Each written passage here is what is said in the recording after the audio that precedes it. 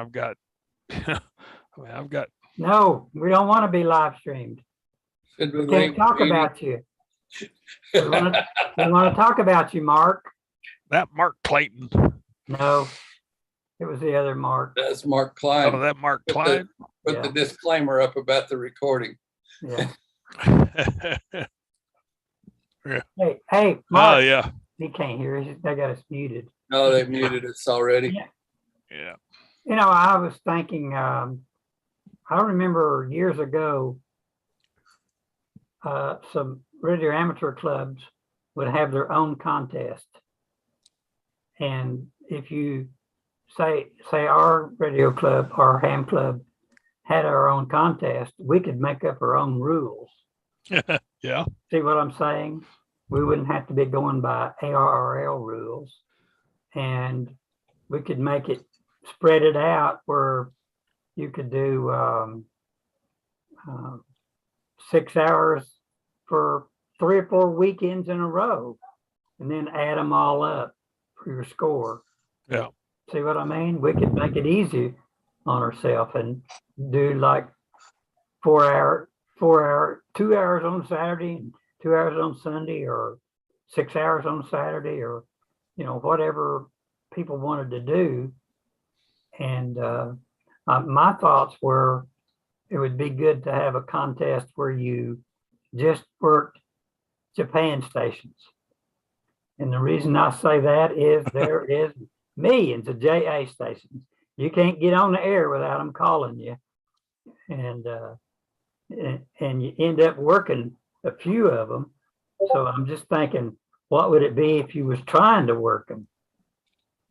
So Yep. I know, Mike, you've worked a few of them recently, haven't you? Yeah, there's a lot of them on FT8. Yeah. Certain times of the day, there. Of course, the band changes enough that we can hear. And they can hear it.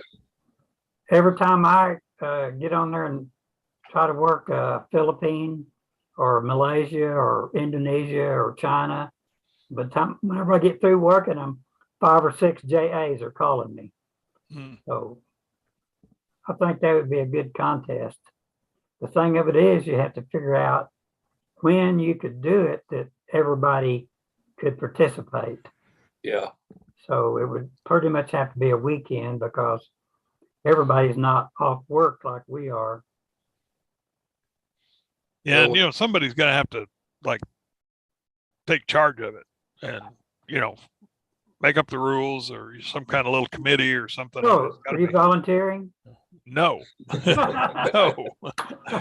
No, I didn't volunteer to go to Vietnam, and I'm not volunteered for anything since. I think that we'd have to get one of the Marks to do it, but it's going to be on the honor system. You know what I'm saying? Yeah. You just well, Mark Klein's kind of booked with his ARRL stuff. Yeah, he don't have time to do ham radio. No. But yeah, he works really hard. I don't know when he works. But, yeah. Hey, Mark Klein, talk to us. Yeah, they can't hear us. They muted us. Yeah, I know it. Ken, I found a new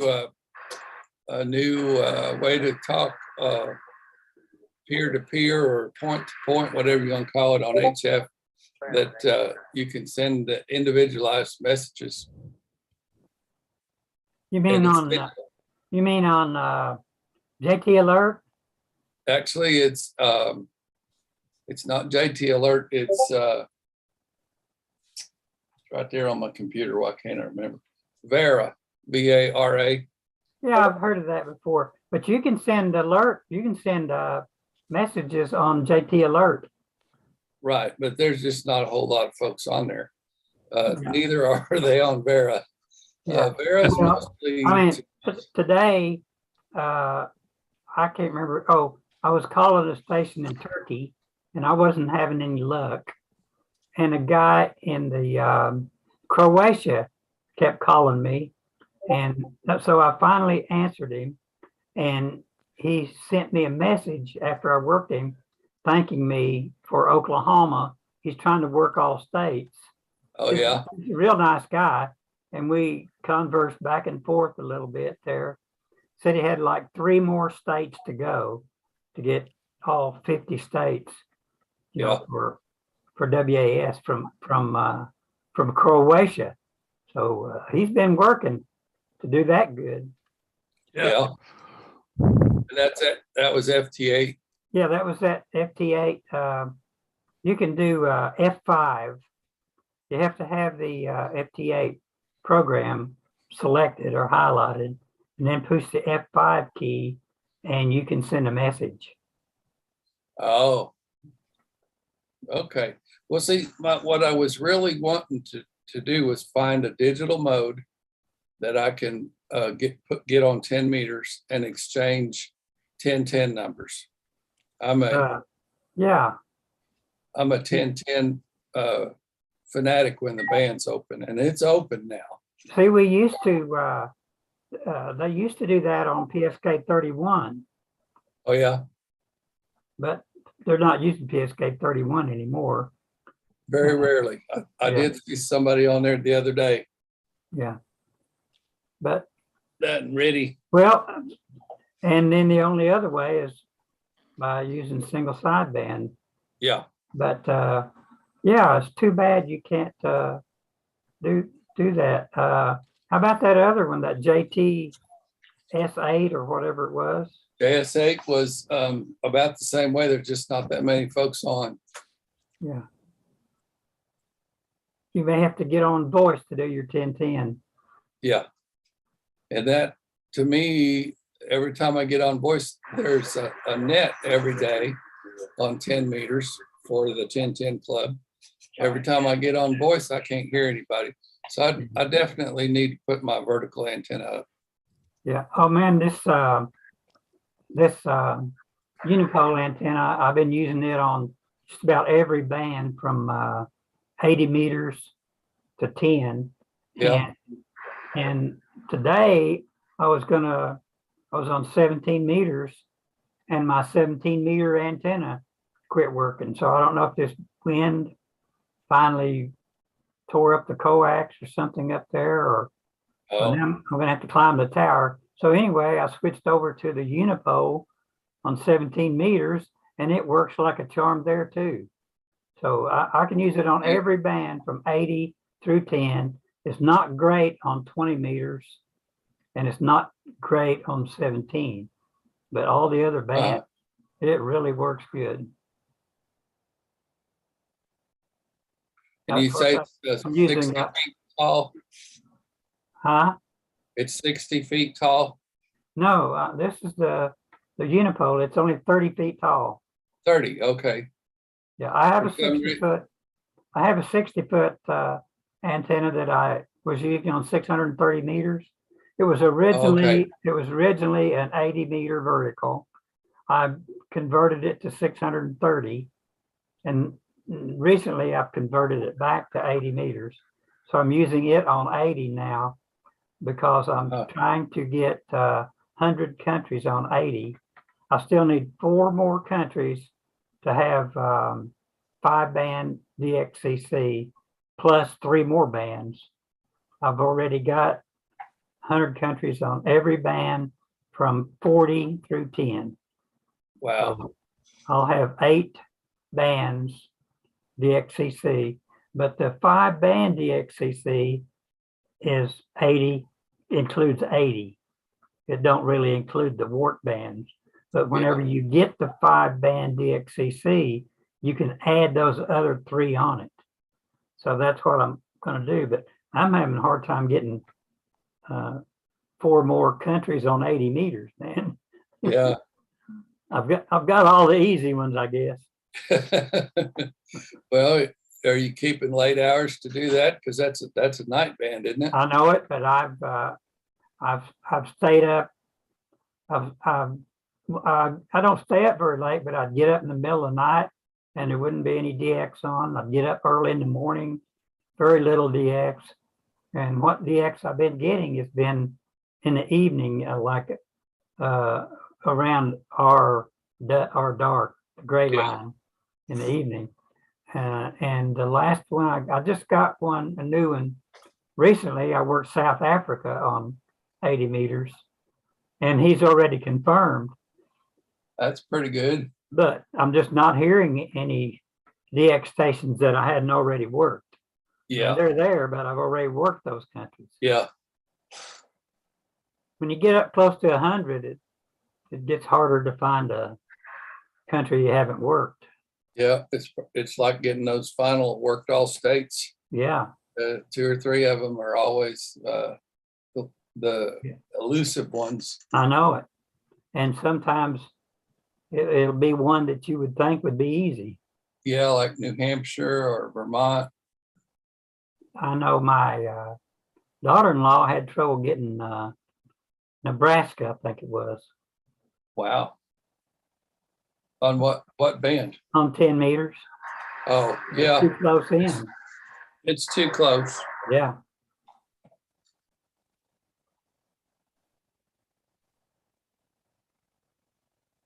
I know Bill, our new ham that's working on the tower, he wants to work me when he gets it up and running, but his lowest band is 20 meters.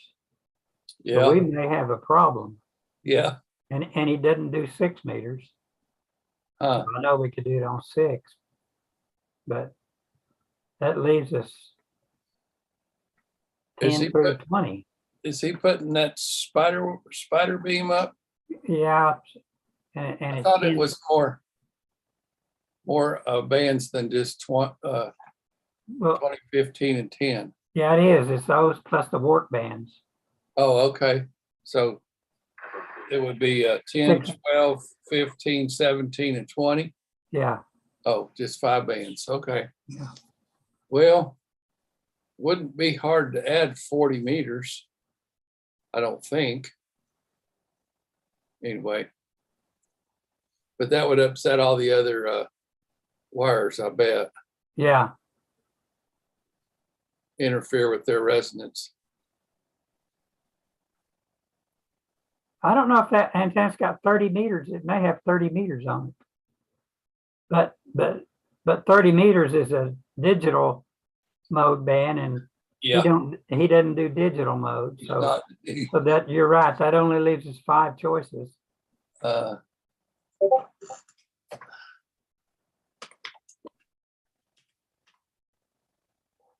gonna look up that beam. Was it Hex Beam? Was that Yeah. the brand? Yeah, it's called a hex beam.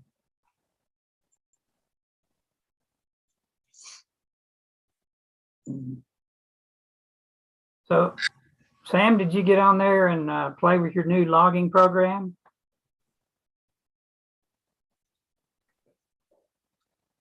Sam's muted. I know it. See if he catches this.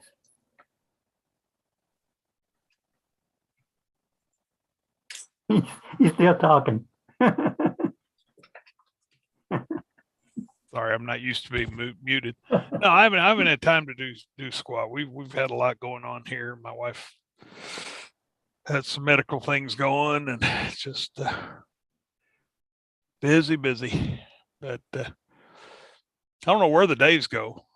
Well, I do. And my father-in-law said this. I think about things a lot more before I do them. Yeah. I used to just do them. If they're wrong, I'd rip it out and do it again. And Yeah. now I want to do it once and be done with it. Yeah. I don't like to do over. No, me either. So everything I do, I study and study and study. And it takes longer to do it again than it does to do it right the first time. Well, not to mention, wasting wire, wasting wood, wasting whatever you're using, Yeah. So it's okay.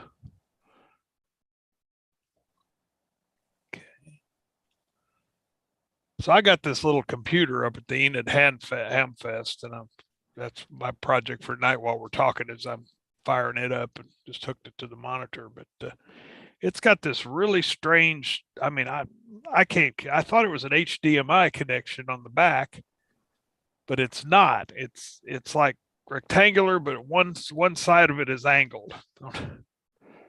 And can't figure out what it is. It might be some kind of a mini HDI or something. Yeah, I've got so many cables. Yeah. like, I don't know if you can see this now but I've got this cable laying here. Well, it looks like a USB cable. No, it's not a USB, and I Small- cannot figure out what in Is the it world. smaller than a USB cable? Yeah, it's actually larger. Hey, HDMI. No, it's not an HDMI either. Well, I have a Dell computer that takes a small HDMI Yeah. connector. Yeah. Or My HDMIs are kind of like they're narrower at the bottom than they are at the top, or vice versa. They're Yeah. kind of beveled on both ends. Yeah. And this one's squared off, and I've tried to plug it into an HDMI, and it won't go in there. Huh. And it may be it's a hard to mini see. HDI. I don't know, and I don't know where it came from Yeah, either. That's the thing. What's on the other end, Sam? Same thing, exact Oh. same connector on both ends of it. Well, is that little box don't tell you what that connector is? Oh, you mean my little computer? Yeah.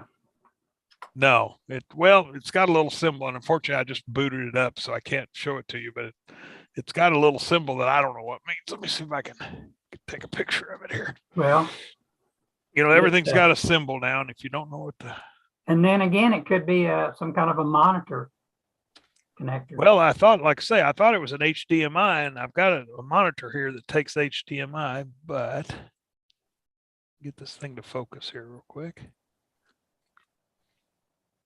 Okay, now see if I can.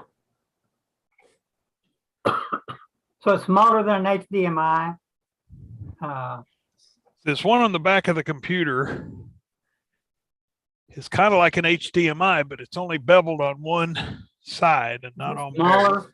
Is it smaller than an HDMI? Nope, it's about the same size. Okay, now see if I can get it to where you can. Come on, focus. It doesn't want to focus on it. No, it's not. And under it, it's got a thing that looks like a P and two pluses. Just cannot. I mean, even USB, there's the USB A, USB B, USB. I actually found a chart the other day that shows all the USBs. Yeah, there's a bunch of them. Yeah.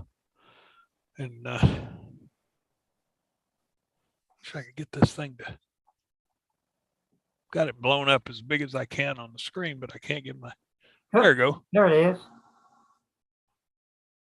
Yeah, I don't think I've seen one like that before. No idea what that is. Nope, that's not it, Mike. Yeah. How about the other end? The other end the same on yours. I can't see. It's not The other- focusing. Pull it back toward your head. It'll focus better. Gets real small back here. Yeah, I lost it. but at least it gets. It focused a while It does. ago. I don't Sam, have is that cable you have the same on both ends? Yep. One I've got two different sizes. That's definitely. Can you see that, Mike? I can see That's it. that's on the back of this little computer. Whoop, come on. That's an oddball connector, and it looks like a symbol down there. It looks like a D or something. Who makes Yeah. the computer? It's a Lenovo. It's Never heard of them. well, they used to be what we called IBMs, Oh, and they've spun off their computer Yeah. branch and called it Lenovo. okay. It's one of them deals. So it's a cool little computer. I only paid $70 for this thing. It's got an i5 processor and a brand new 250 gigabyte hard drive in it. How much do you get for it?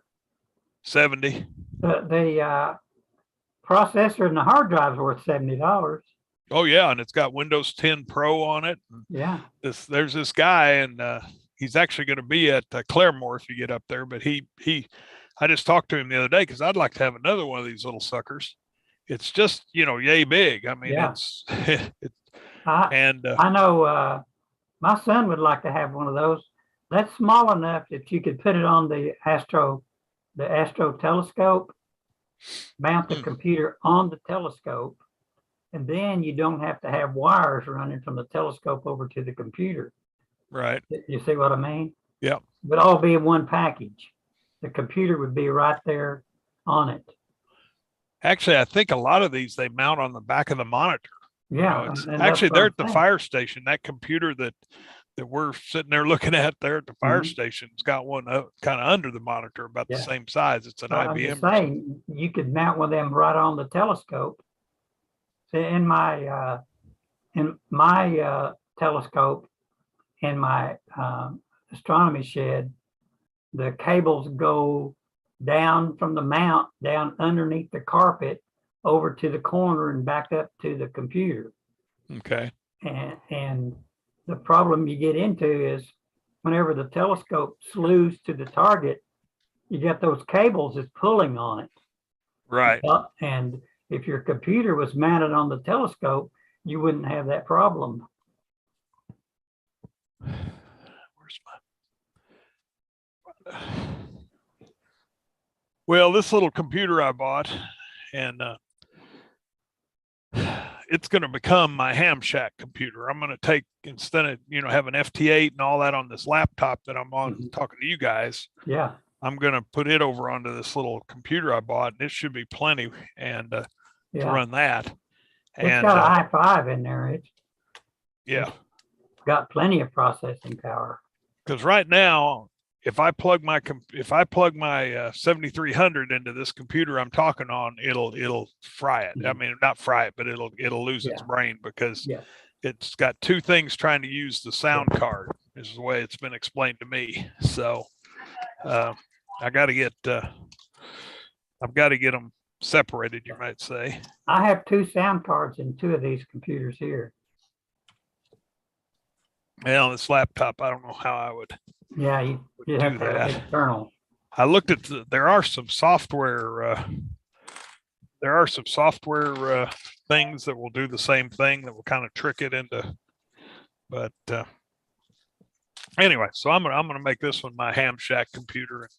That way, while we're zooming, I can actually get on the air if I want to. Yeah, gotcha. So. But well, how was you? How was you getting on the logging program? It was working. The logging program doesn't affect. I can get on it and talk to you at the same time. Yeah, because it's when I plug the radio in. If I plug this USB cable in there. Yeah, gotcha. That's when it gets froggy. Yeah. So we'll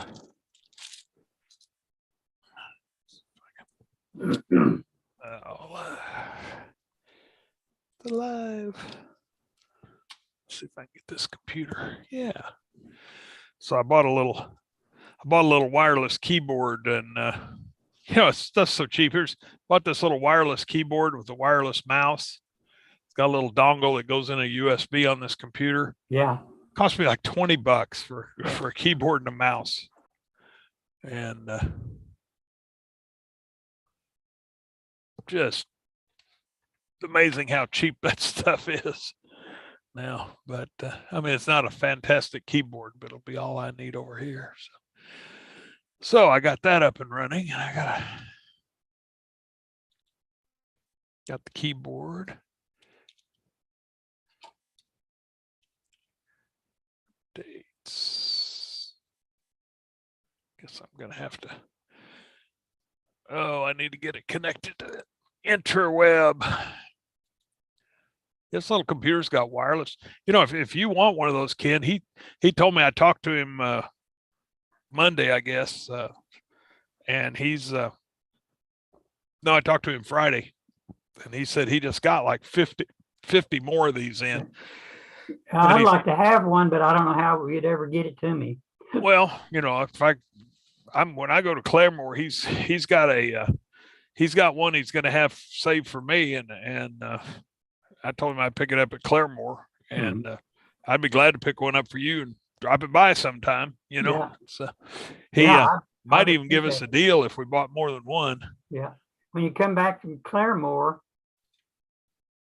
no, I'd be out of your way though. I was gonna say you could come down 75 to Henrietta and come across 40. Yeah. That goes right by my house. it's not that far out of the way. And I like coming over to Shawnee. I might not do it the same day. I might be, first of the next week or something like that. Yeah. But Well, that'd be super. there is a place. There's a place there in Shawnee that we like to come over and eat. It's called the Owl Shop. Yeah, and I think you mentioned that before, and I don't know where that's at. It's right in downtown. It used to be Downtown. the Owl Drugstore. Hmm. And We anyway. like to eat at the pig stand. It's a barbecue place. I Man. probably would too. But Man, Which one? well, there's the old one that's downtown, or it's on Yeah. Highland Street, and that's where everybody likes to go. We have a ham group that goes out to eat on Friday, and we've kind of dwindled down since the coronavirus, but I send out the message every Wednesday telling, and we go to a different place every Friday. And for some reason, they like that one downtown, which is the original one. They like it better than the one out on Harrison. So that's where we go, because it don't make any difference to me. Yeah. Yeah. I've been to the one on Harrison, but I didn't eat there. I was working. Yeah. Well, that's no fun. I went in and did an insurance inspection. That's why I couldn't eat there. Yeah. And there's another place in Shawnee that I like to eat at. It's called the Branding Iron. And it's, I don't know how familiar you are with Shawnee, but Harrison is the last exit. So if you get off at Harrison and go south to 45th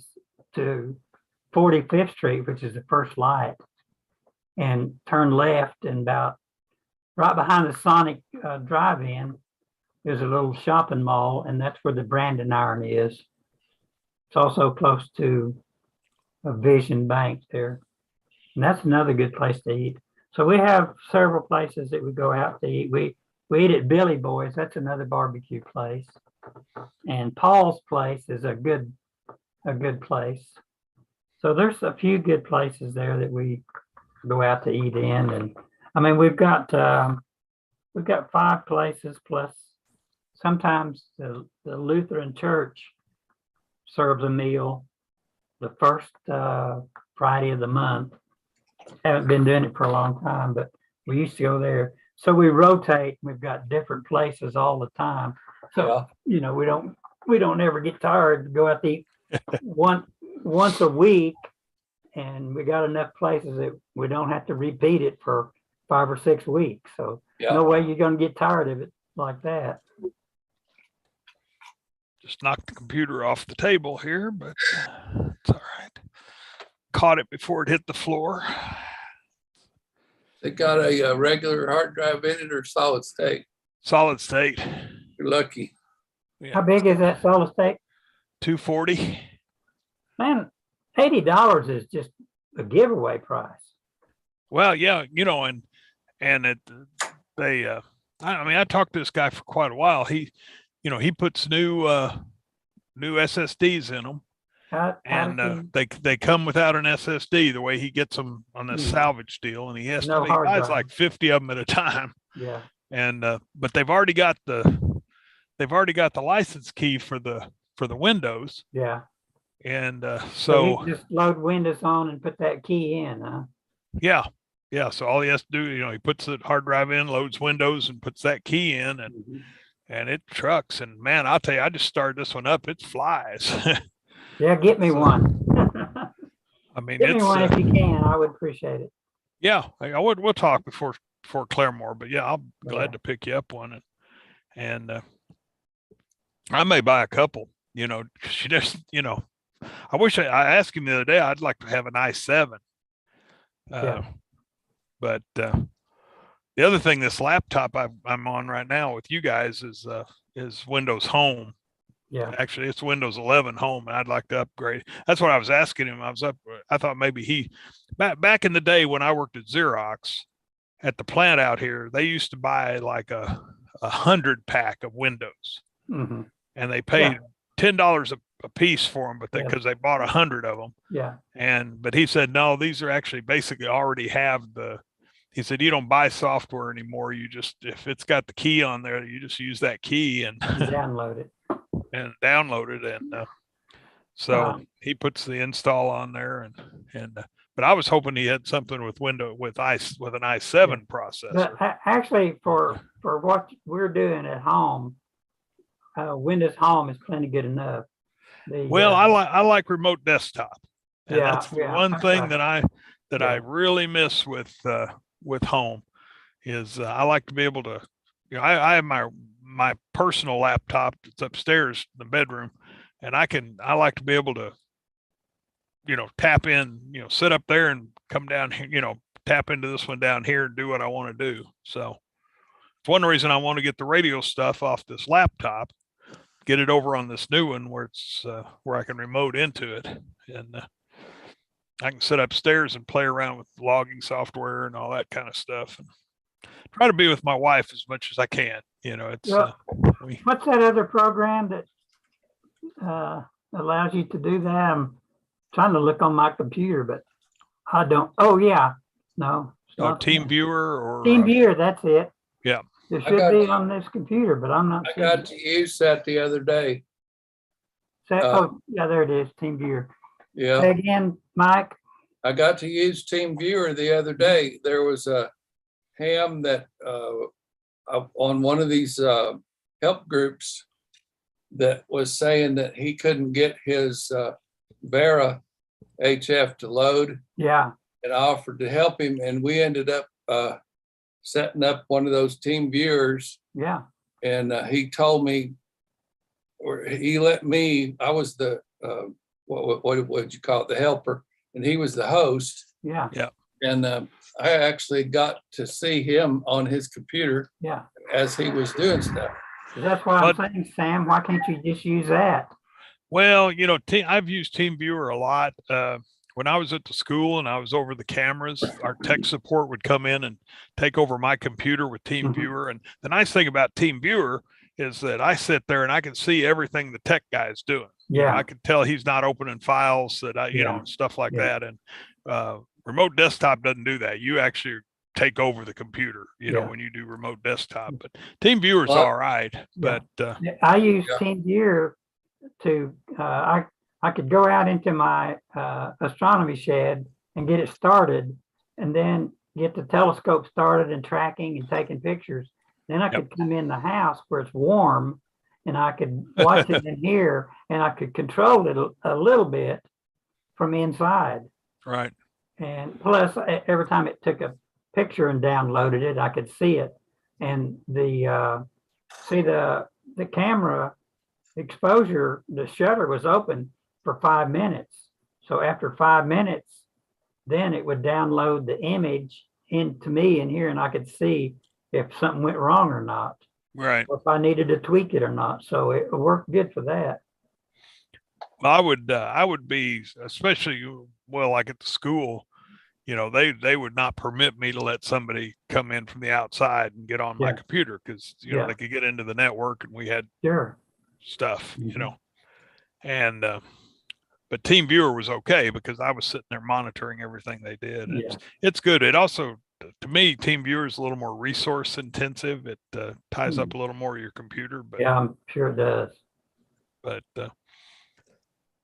anyway, once I get all my ham stuff off this laptop and get it over on this new little computer, then I can use remote, and I won't have to worry about it. But that's just been, I didn't realize when I bought this little laptop that it had home on it. I didn't read that close enough. And it was actually, my son called me. We bought two of them, one for my wife and one for me. And it was such a good deal at the time. I couldn't, but I didn't read the details very well. So, well, you can always put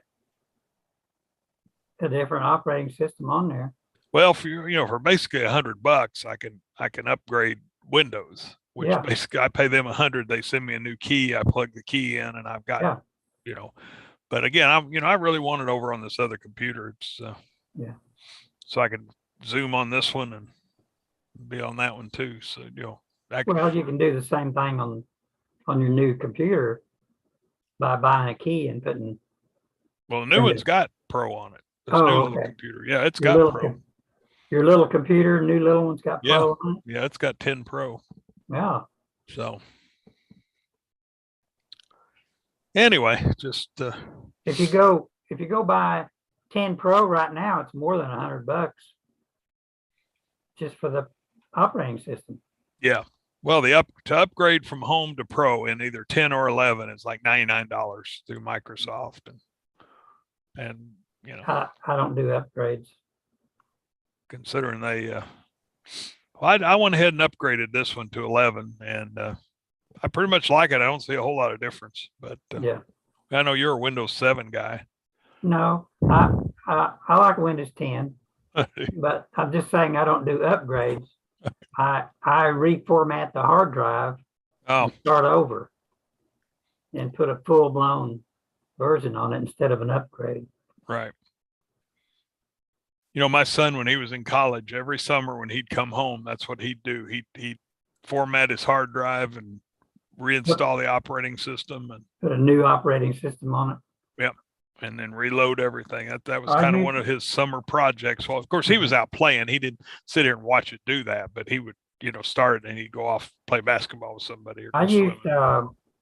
Windows 2000 for a long time. It was really a good operating system. It was a very And- very stable and Yeah, it was based on NT. right. It was NT with a more friendly user interface on it. So it was a good, stable operating system. We used NT at work on our computers that we was testing hard drives on. Yeah, But we we did want- at Xerox too, and Yeah, we wanted a solid operating system. actually I ran NT at home for a long time. Cost me a bunch at one point, but to get into NT, but had better security and that kind of stuff Mhm. than. Yeah, But it was nice, using the same thing at work that I used here at home. yeah, same Made it easy, thing here. you know. Yeah, So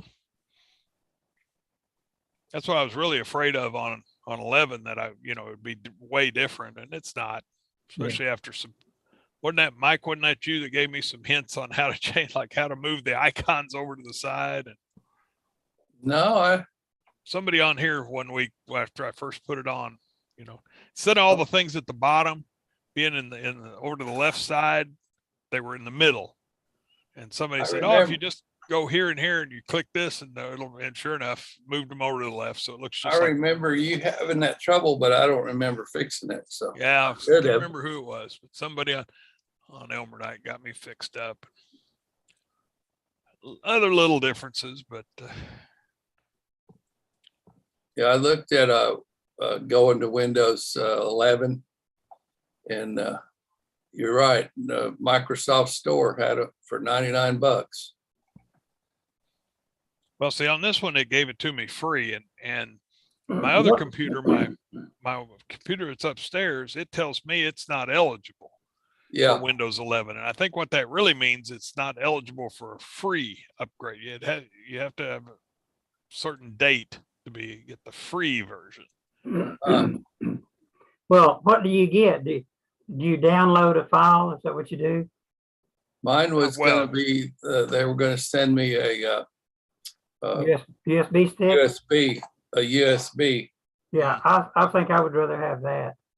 That way you can install it multiple times if something happens to your hard drive. Yeah. Yep. If you crash and have to Yeah. start over, you don't have to go back to them. All right. Sam, did you say that? What did you say that guy was buying 50 of that you were going to be interested in? All these little Lenovo computers, The whole computer, huh? yeah. Hang on, I'm gonna shut it down so I can show it to you For here. $80, Mike. And what does it have on it? Does it have Windows 10? 10 Pro. 10 Pro and a hard drive and a Shut down. Intel i5 processor. That'll be good for about 8 or 9 years of support. Hang on a second. Let me. Oh, I don't know how long they're going to support Windows 10, but several years. here's the computer, Kidding me. and I don't know if you can see. Is that let's see, Is that about 6 by 8 inches? It's 1 hand by 1 hand by about 1.25 inches, 1.5 inches thick. However big my hand is. So It's, 6 yeah, by I'm 6 guessing by, 6 by 6. I don't have a ruler in here, but that's about the size of my cable modem.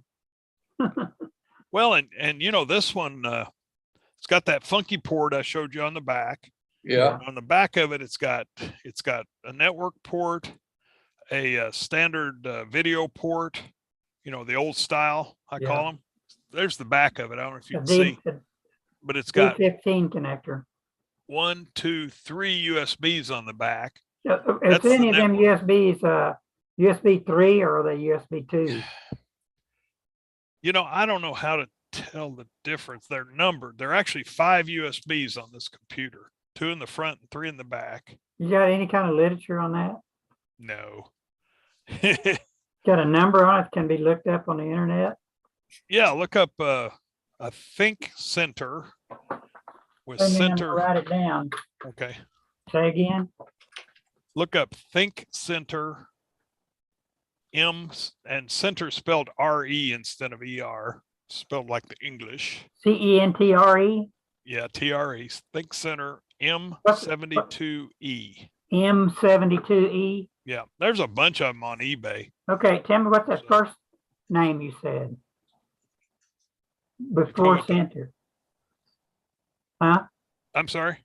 Before center. What was that word? Think. Think? Yeah, think. THINK. THINK? Like think before you act. Huh. those are more than $80 a piece. Even the refurbished one I'm looking at, it's 219. So, Yeah, so there's a you're bunch of getting- them on eBay, and I looked at that before I called this guy up. And but anyway, he Oh, here it is. One that looks about like the one that you have there is 150. Yep. On eBay. yeah, this is a heck of a deal. I may buy 2 just for the heck, just to have them. You know, it doesn't have any details like on what the port on the back is that I can't tell. Does it? Since you're looking at there, does it list what ports it has?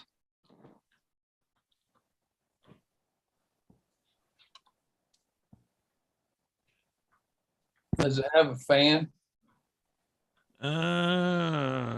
Can't. I think so, but I'm not sure. Saw an ad for a fanless one. Have to plug it back in and turn it back on to find that out. I didn't hear it. It's those are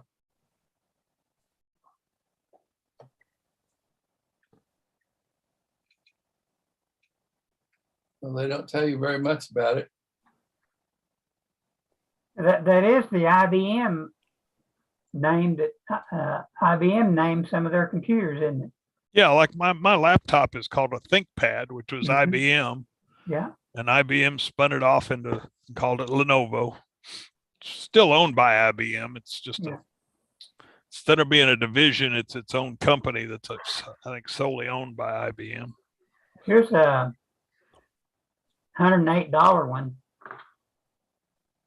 Looks just like it. Says, oh, this one here has an i3 in it though. Yeah, there's a bunch of them with i3s, and then there's a later one. I can't remember the numbers now, but there were some later ones that had i7s, but they were way up over $200 Yeah. on eBay the other day when I looked at them. Okay, right here, this one I'm looking at, which is got an i3 in it. It's got the rear I/O. It says it's got 2 USB 2s and 4 USB 3s.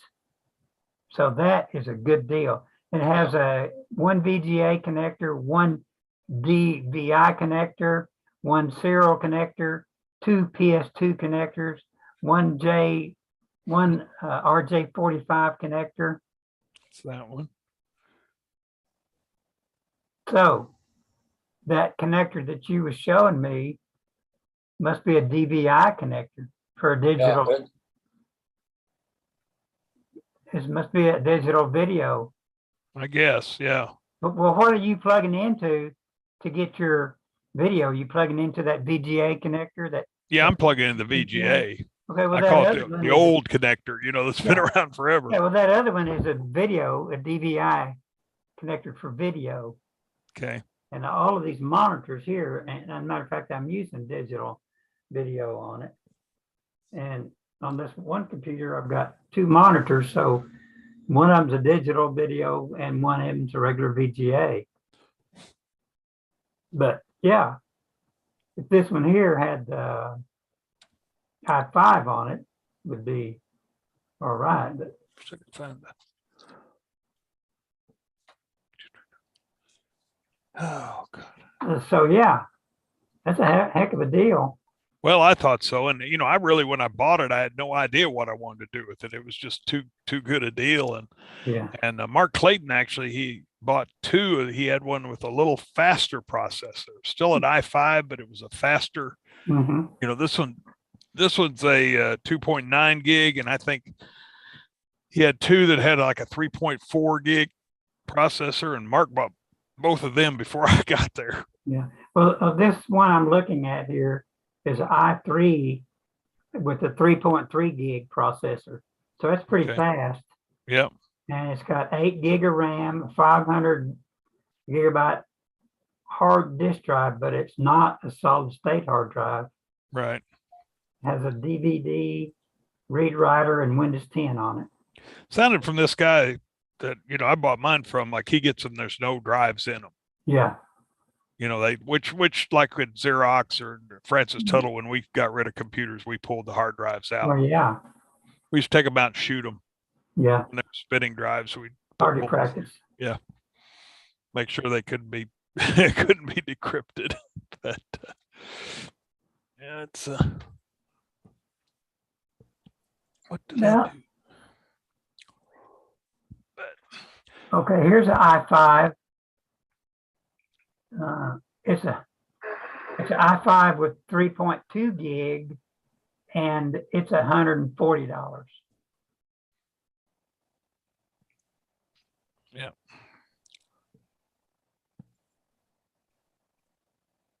Well, he's fixing me up. He has he said it's basically the same computer I'm holding in my hand right now, except it's got a desktop box on it, a small desktop box that he's fixing up for me, and I'm going to get it for sure.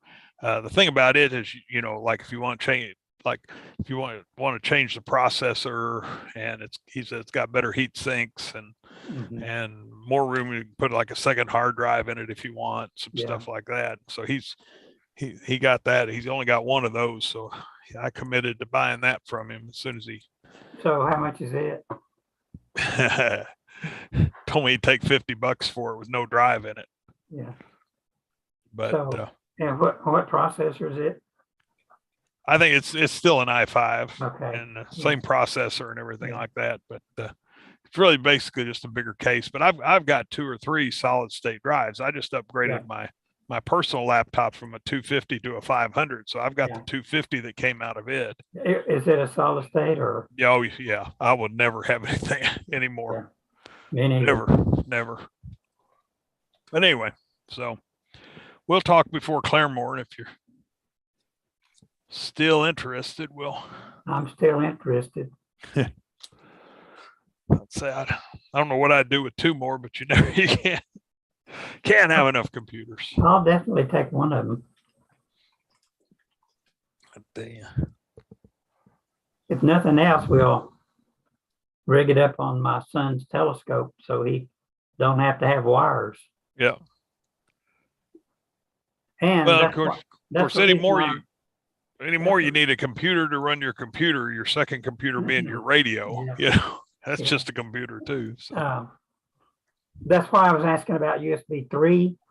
That this telescope thing, you have to have some good USB speed because you're downloading video, you're downloading the image, right, and also controlling other things over the USB port. And that's the problem with the computer he's using now. It's got a USB 2 and it can't keep up with the data transfer of all that stuff. I can't remember is the symbol different for USB? I don't remember either. Trying to, I've noticed some computers color the USB 3s with a blue plastic inside. Yeah, that's right. The other Oh, ones okay. have white or black. yeah, see this one, all 5 of them are black. Yeah, that doesn't help that theory. So I don't know what they are for sure, but Well, it appears that that model number varies because that model number I looked up was exactly what you gave me. right. And it had 2 USB 2s and 3 USB 3 ports on it. Okay. Yeah, So this one's got 2 on the front, 3 on the back, but I can't, other than the fact they're numbered, I can't tell the difference. Yeah. There's Ken. He's got snow at his place still. Hey, Ken. I lost, there it is. There's Ken. Oh, hello. We can see you. Uh-oh. Oh, Went back to snow. something happened. That's dandruff.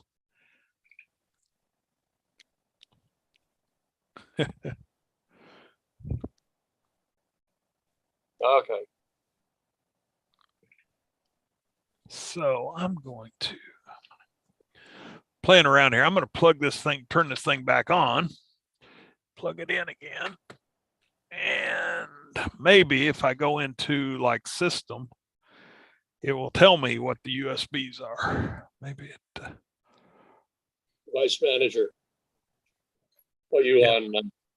You got Apple. No, it's Windows 10 on a small computer that Sam's got.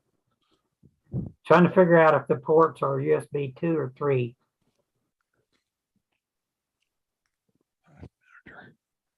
Some of each, hopefully. yeah, let's see. Of course, So, then there's also powered USB. You know, there's USB ports that are powered when the computer's off versus only powered when the computer's on. Let's see.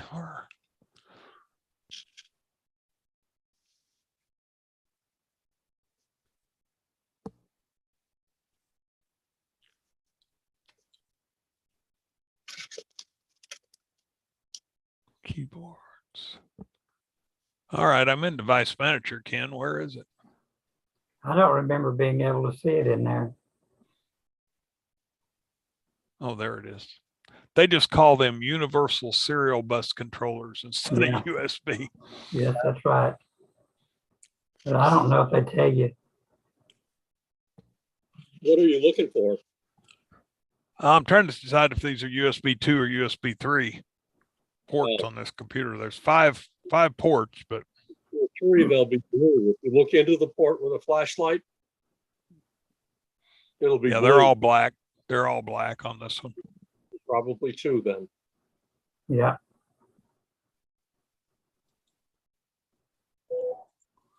That's pretty reliable. I won't say it's absolutely reliable.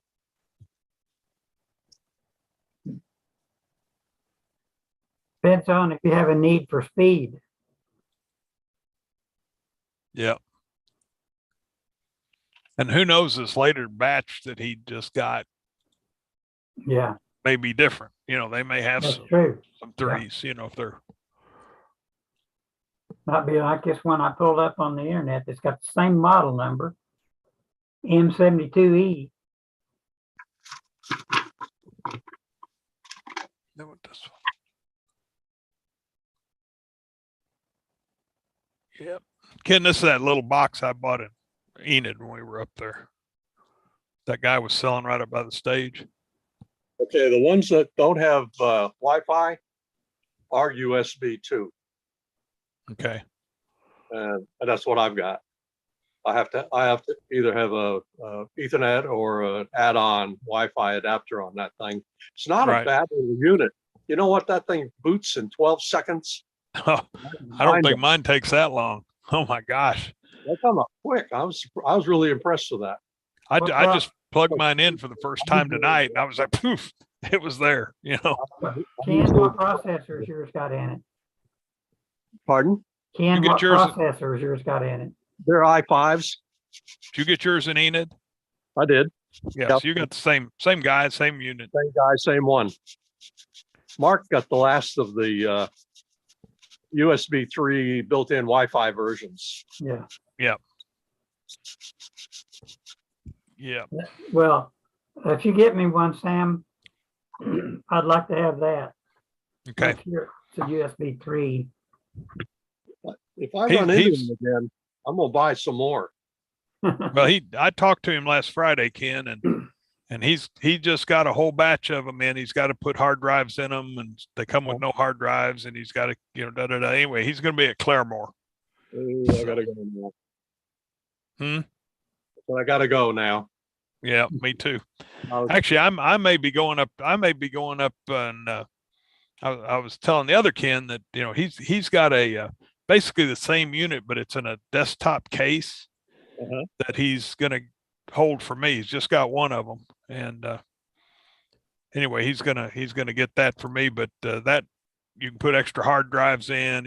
It's got a little more upgradability in that bigger case, and so I may be driving up to and meet with him and get that before Claremore. I don't know. We'll see. He didn't say. I don't know. He's a busy guy, So I don't know what. Anyway, I just got back from Sam's a little while ago, and I'm still in shock. Yeah. you working there now? No, And I have to buy groceries. There was nothing that wasn't 20%, and some stuff that was more than 100%. Wow. Price increase in less than a month, Unbelievable. up to 100, 110, 20% increase on staple things. Not.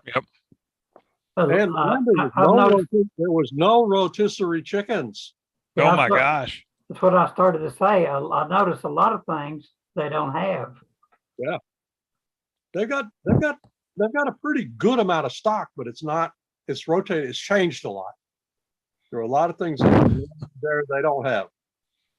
Well, I noticed the other day, I like these Jimmy Dean sausage and egg, egg and cheese biscuits.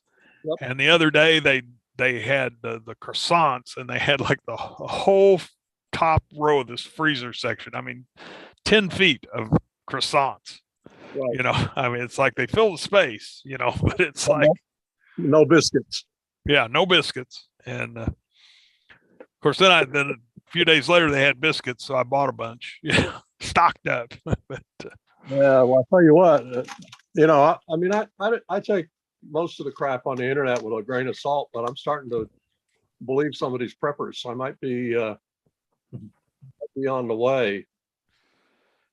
well, It's, I mean, the reality, folks, is there never was a toilet paper shortage. What there was a toilet paper panic, and Yeah. everybody went out and bought it. And then if you weren't part of the surge, then there was none left. It's like and- having a run on the bank. Yep, that's exactly what it was. And then it took a while for the factories to restock the shelves, but Yeah, whoa. but the prices, if nothing else, the prices, because, all right, the bacon, the pre-cooked bacon that they have, it was 72 pieces of bacon pre-cooked. You just nuke it in the microwave for a few seconds and you got a nice crispy piece of bacon. Right. All right. That is now $27.3 a pound.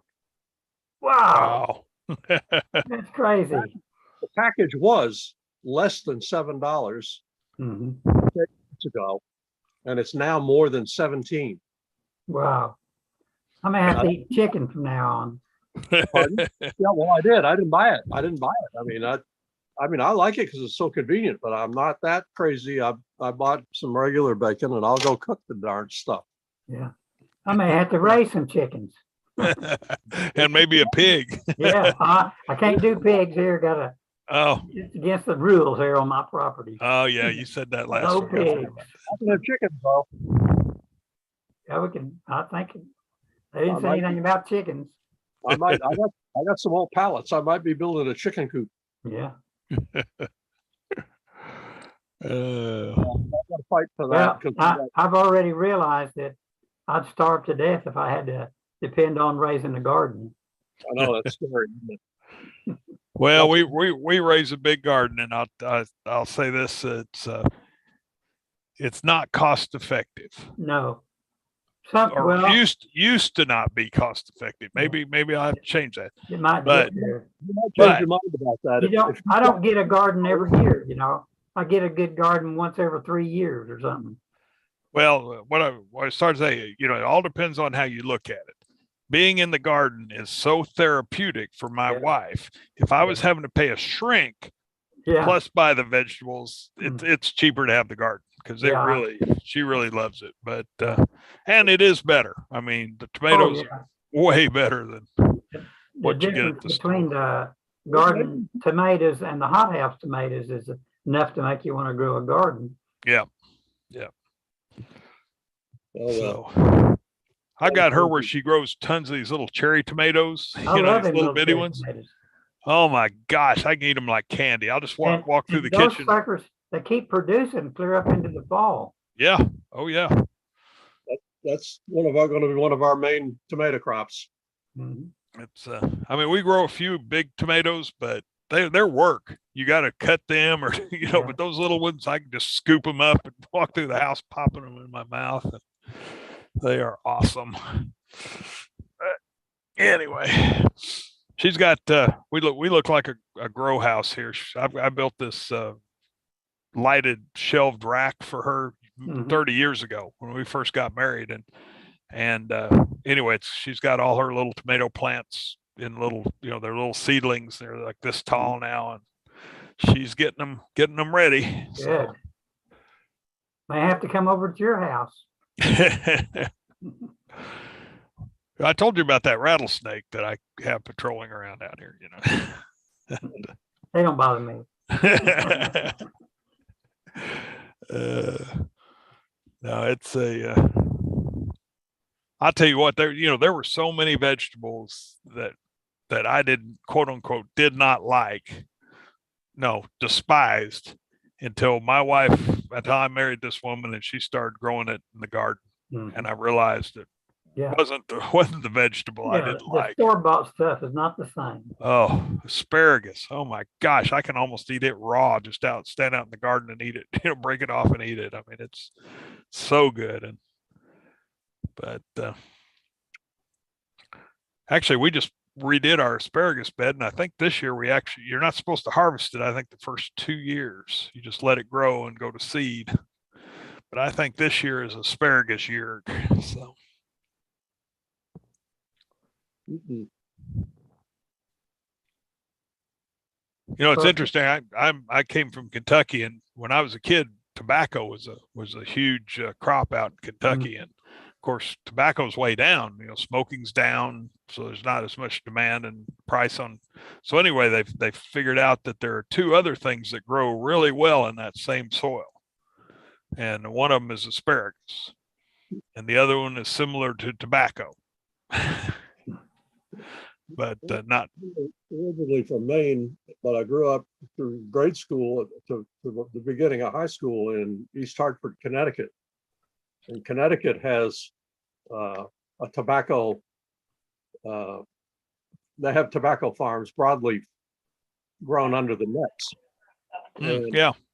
5 years ago or 6 years ago, I guess, I don't know. Anyway, there was still a fair amount of land.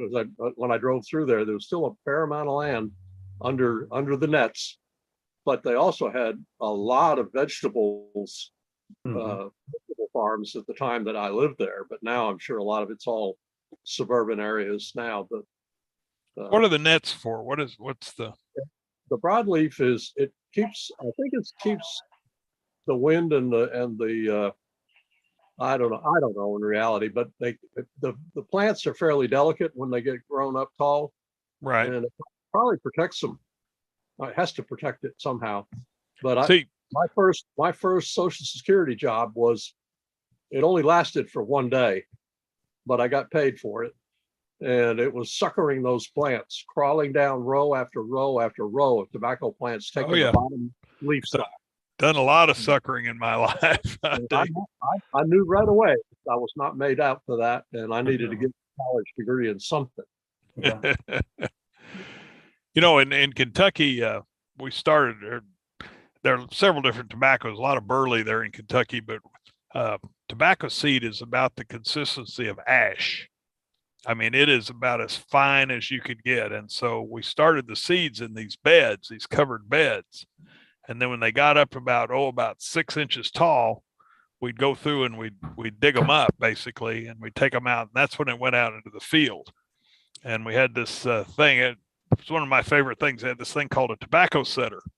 And you'd sit facing backwards on the tractor. There were two of you, and there was this little hand that would come around, and you'd lay one of those tobacco plants in there, and it would take it down, and it was digging a furrow, and it would put it in and then cover it up, cover up the roots as it went. You just sat there and laid them in there, the two of you.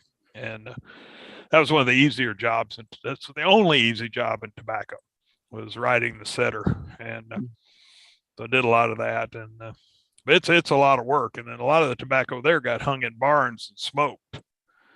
And Yeah, they dried that broadleaf in the barns.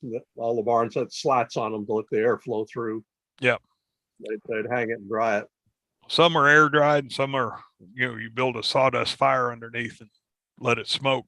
You'll be driving down through Kentucky and you'll see this barn with smoke rolling out of it. They're just smoking tobacco, So. I thought that was a still. Yeah, no, that's in the backyard. That's not where you can't see it from the road. But Well, guys, it's been fun, and I learned a thing or two. Lenovo. yeah, I've had I had a number of IBM computers, and then they switched over to being Lenovo's, but the computers really haven't changed. And I really like the product. And Well, I'll see y'all next week. all righty, you be good. Be careful. Head out to the Aries net. Hey, Mark Clayton. Mark Clayton was waving at us, but Hey guys. There he is. there he is. Somebody is. We were talking about you a while ago. Now I hear you. Don't go back and do the recording. Who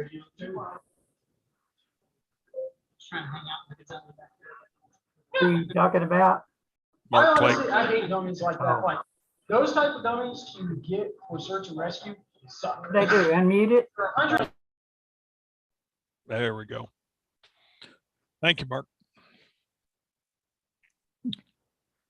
So I was worried about you last week, Ken Sandburn. Oh, Yeah, you weren't on the Zoom and no, didn't see you on the at the fire station. And I was doing the tech course. That night. I heard you were leading the blind. Yeah, well, I'm not sure if I confused them more or helped them any. I'm not sure.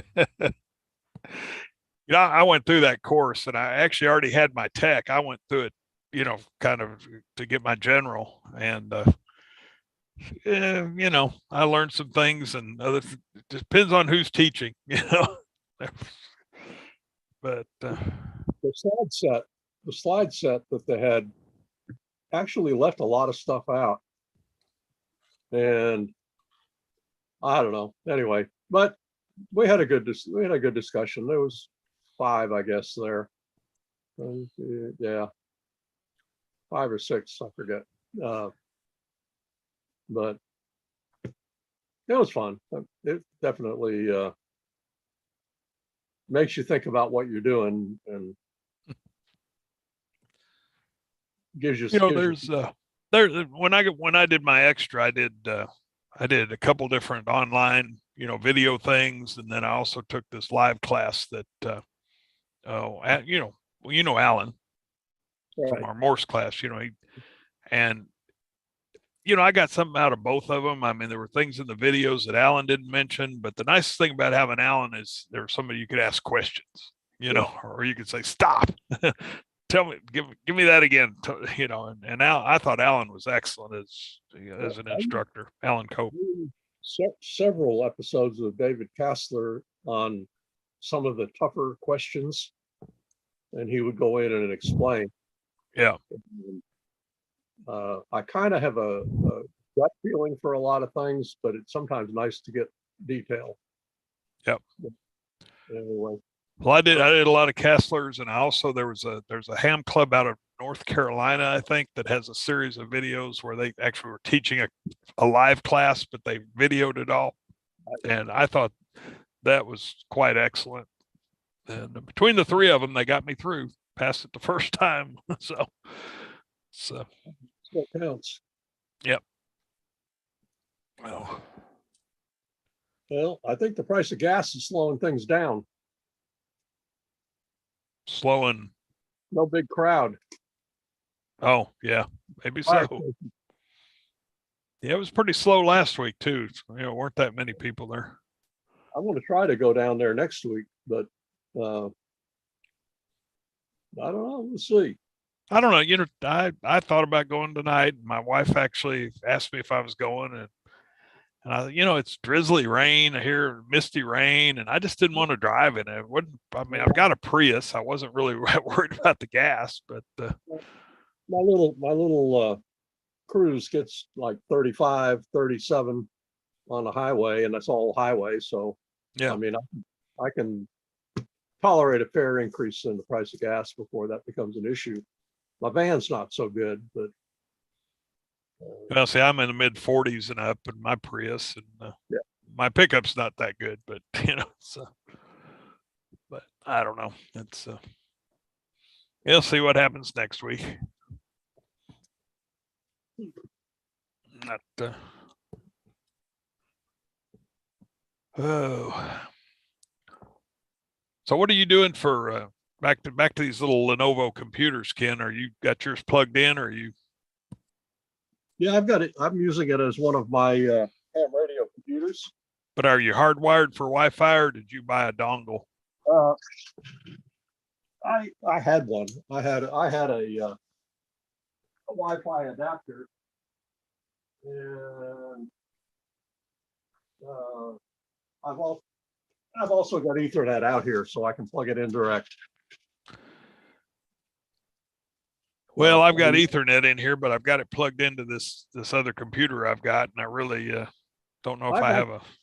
I've actually got a 5-port hub back down in the shop. The hub, it's not a fast hub. It's a 10 meg hub, but I may, because I don't really do anything on there that needs high speed. I may Right. just put them both in. So it's a switch. I've got it in versus a switch. Yeah.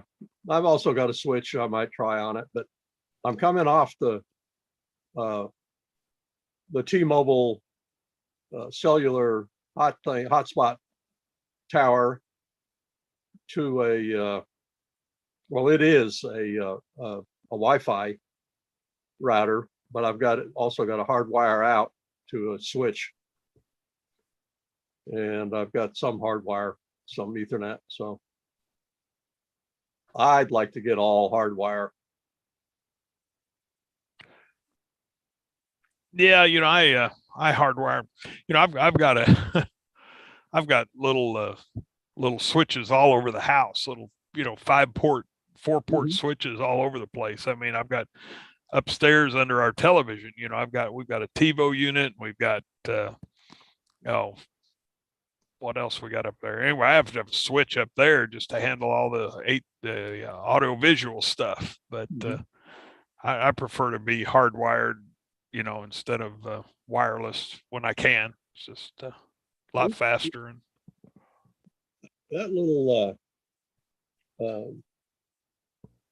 T-Mobile thing has been pretty good, except the last couple of days. It's starting to get a little bit of delay every now and then on the videos, and it got real annoying last night. I went ahead and took one of the Ethernet cables and patched it. And that did seem to improve it. So it seems to be the Wi-Fi on it, but I don't know. They're trying to trying to put in fiber. AT&T is, and I may upgrade when they finally get it into that. But we'll see. Cox is useless. Well, I'm on Cox. It's the best thing I can get. If I go AT&T, I'm back on copper wire with DSL. So Yeah, that's not good. But no. Well, especially I'm the last house on my block that's eligible. My neighbor on the around the next to me, even though physically he's closer to the switching station, the wire comes around the block, and they won't give him never would give him DSL because it was too far from the station. So we're the end of the Cox line, and the guy the next door neighbor had sprinklers put in, and they cut the line, and they went over and quote patched it, and it's never been the same since. yeah, So yeah. Oh well. Yeah, it's so I'm trying to decide on my little computer if I'm going to go buy a dongle. I don't have a Wi-Fi dongle. They're not high. They're $35. I just bought one for my nephew for Christmas. Yeah. And either that or put another switch in down here and go hardline for it. But That's what I do. I think I've got another switch. I've just got tons of these little, a lot of them are the old, 10-100s. Mhm. They aren't the fast ones, but they would work. But they're reliable though. that works. Yeah, that works. There's nothing wrong with that. Actually, I've got a big one. I've got one, it's this long, like 20 ports across there that my original internet comes in and goes to that. And this one went out and I bought a new one because I couldn't be without it. And then I sent the old one off and they warranted it and they sent it back to me. Yeah. And it's got like 20 ports on it. And it, got one of those. I've got a and it's problematic. So I've just got a new 5-port to put it in, and it feeds my grandson, my daughter, my garage, and my main computer in the house. That's all I need at the moment, but I'm getting ready to move down to my shop. I'm going to have to come up with something there. So Mark Klein got headphones on. You think he's actually doing something? I don't know what he's doing over there. I don't know what he does on that computer. Yeah. Oh, he has a meeting a lot of times on Tuesday night for the ARRL section leaders or whatever. Yeah, And, he can have it. that he does. So, all right, you got me curious, guys. I'm going to go see if I've got another little switch laying over here in my pile. I'll be right back. You don't have to buy something if you got one. Talk about me now. Okay. You know about that Sam guy.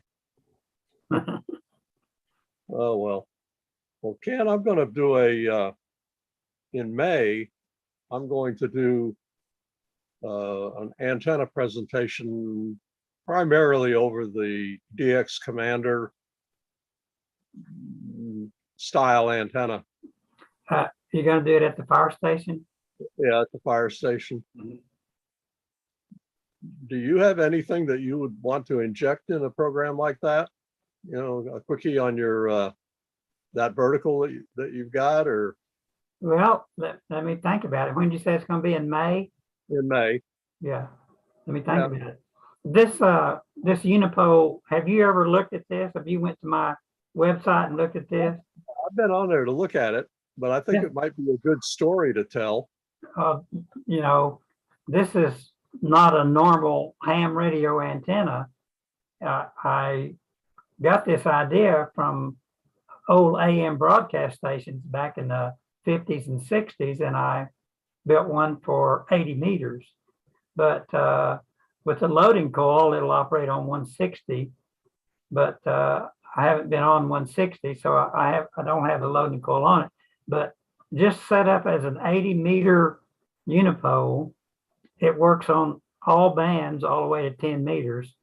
Not so good on 20, but pretty good low SWR on the others. And I've been using it, and I've been working DX all over the world, and just with that antenna. It's just pretty amazing antenna, and the receiving capability of it is unbelievable. Well, this is the smallest one I have in my Yeah, 24 ports that Yeah. ought to handle anything in my ham shack. It's fairly familiar. Anyway, the reason that I built that antenna, Ken, is because it's for people that don't have a lot of real estate to put a 80-meter antenna on. So it's only 30 foot tall, and it's only got 8 ground radials on it. And so the footprint on this thing is not very big, and the ground radials are only 33 foot long. So it's got 8 33-foot ground radials. That's another advantage in this unipole antenna. You don't have to have a lot of ground radials. Are And your radios? huh? Are your radios buried? Yeah, they're buried, not very far down, but you know, your audio, I don't get audio from you when you first start talking. It takes a little while before it comes up. Oh, well, all right. So This is pause. This is, so I'm operating on my cell phone. It's not brilliant. yeah, I understand. I didn't know if it was a cell phone or if it was on a tablet or something, but anyway, the unipole would really be a super antenna, but people don't want to build it because it's harder to build than an end-fed piece of wire. You know what I mean? Yeah. But nevertheless, I think it would be an interesting addition to the antenna thing that we're going to do. It's predominantly about vertical antennas. So Yeah. So this talk is going to be about vertical antennas. that's where I'm taking it. Yeah. You know, some people, a lot of people I remember always told me that vertical antennas were noisy, but that's not true if you don't have your vertical antenna next to some big noise generator, like next to your house or power lines or something like that. This 60-foot vertical that I've got 200 feet from my house, you can't believe how quiet that thing is. So I think I must be in a fairly low noise location out here in the country, but man, I hear stuff that nobody else can hear. Even with this 80-meter unipole, which is only 30 foot tall, and it should be 60 foot tall for 80 meters. 30 feet would be about right for 40 meters, but not 80 meters. But SWR on it for 80 meters with no tuner is like 1.01 to 1. I mean, it's down there. That needle don't even move with no tuner. that might be fun to do something like I took my commander down in the backyard back when we had a storm or two ago. Yeah. I've just been playing with my fishing pole portable single counterpoise. Yeah. When I feel like playing, I'll throw it up and play. But I got on the other night and I got a good contact in New Hampshire, in Concord, New Hampshire, and another one in Daytona Beach.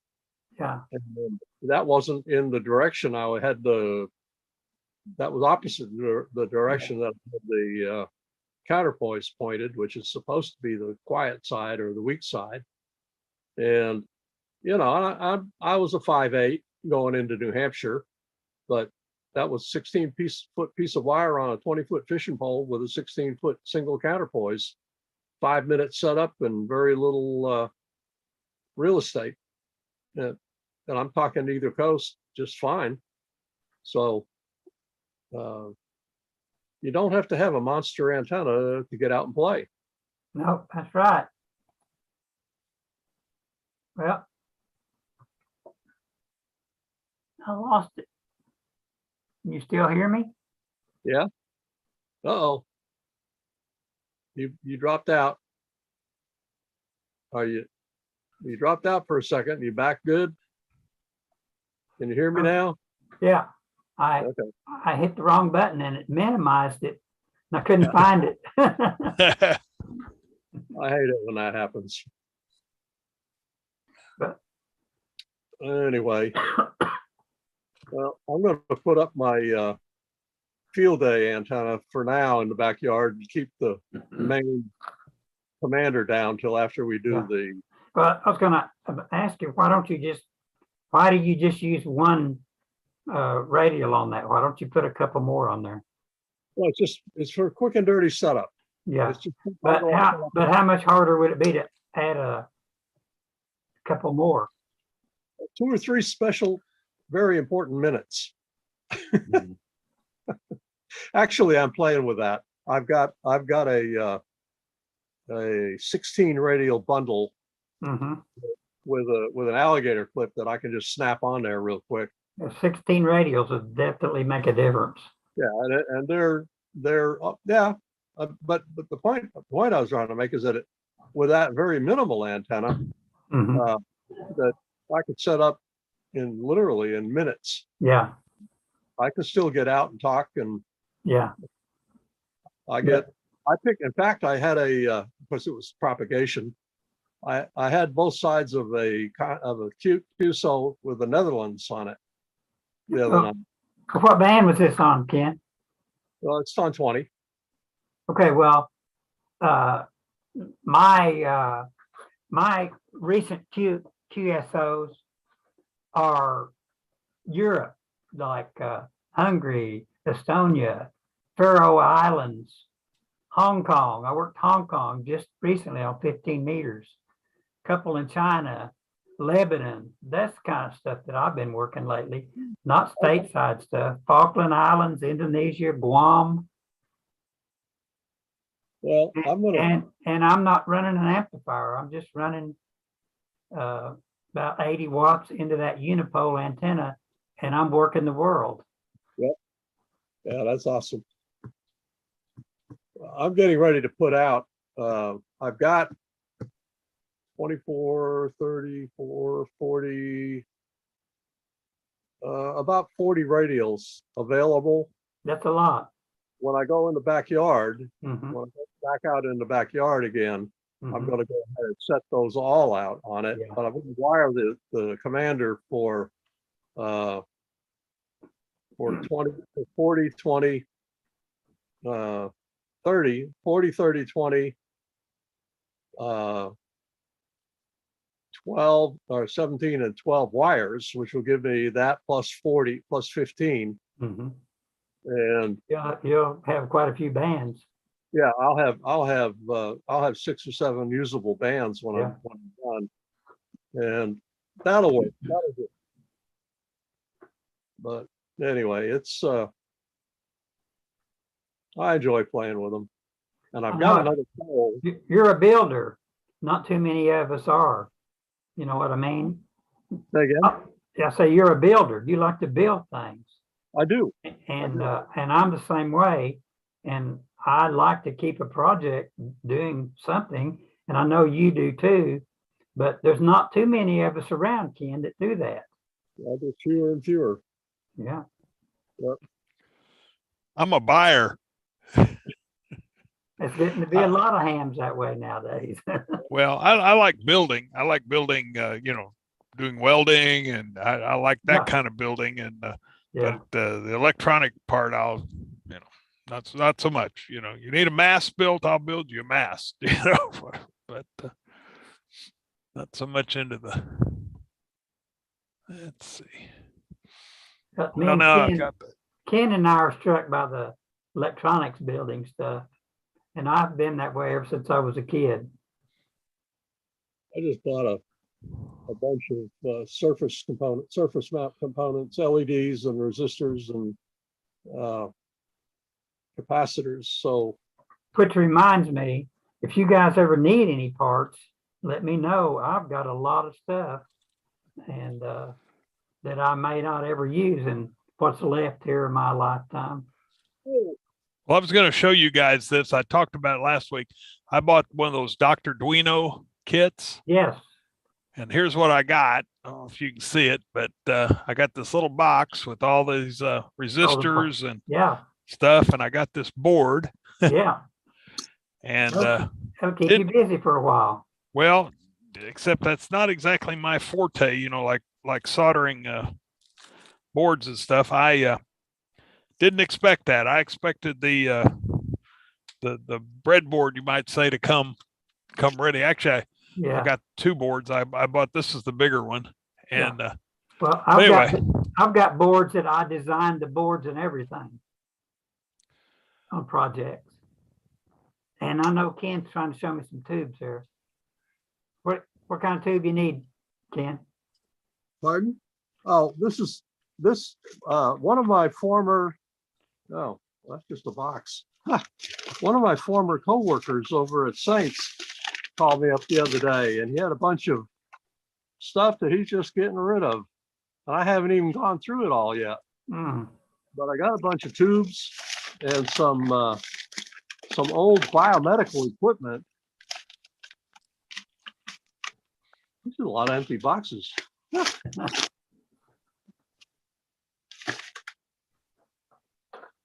And like I said, I haven't even gone through the pile yet, but I got a feeling there'll be a project in here somewhere that I'll want. Aha. Not even sure. Okay, I've got right here. This is 8117 Amperex. what? What's the number? 8117. Oh, yeah. Okay. Here's a circuit board that I designed and I built. And this, I designed the circuit board, had the boards built, wound all the coils.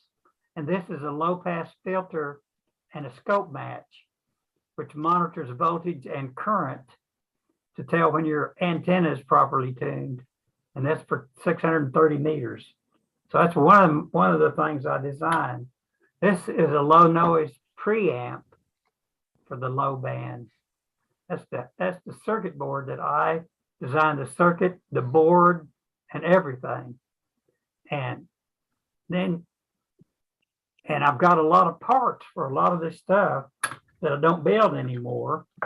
So that's what I'm saying. If you guys come up with some project, you need some caps or resistors or something, let me know. Okay. I'll ship it to you. I've got to say I really struggle with Ohm's law and all that kind of stuff. I mean, it's something I've always wanted to do, electronics, and like Ken over there, just Sandberg, just amazes me. But he did it. You know, he's done it a lot. I didn't, and that's why I bought this Dr. Duino thing. I thought it'd be a good way to learn and play around with resistors and all this stuff. You can still build that board. Just go step by step. Yeah. Yeah, I got to do it eventually. I got a tube. I'll show you, Ken.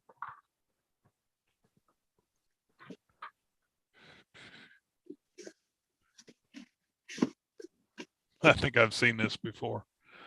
I don't know if you have or not. That one. Oh, no, I haven't seen that one. You had a great big kind of a. That's for cool. a tube, man.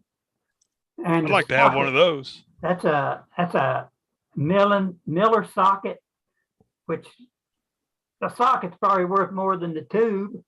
Is that cool or what? That is very cool. That is very cool. You know, if I saw that at a ham, I'd probably buy that just to put on the shelf. I wouldn't even know what it was. It just looks cool, you know.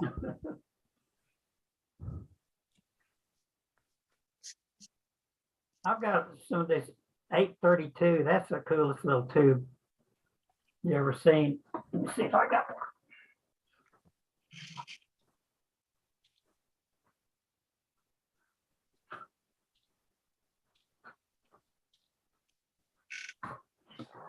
one. I've got one brand new in the box here. Can't hold this one up very long. Oh, wow. Yeah, Yeah, what is that? that's a Clastron. Well, this one is a 3.5 megawatt magnetron. Yeah, Yeah. Out of like a MRI or something? Well, from it's an old linear accelerator tube.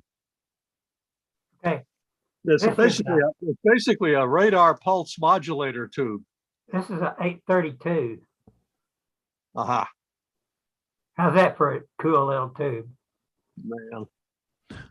You know what I don't understand? I guess maybe there's not really a market for them, but it seems like there is.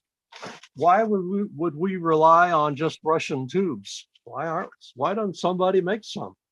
Oh, well, this is not a Russian tube.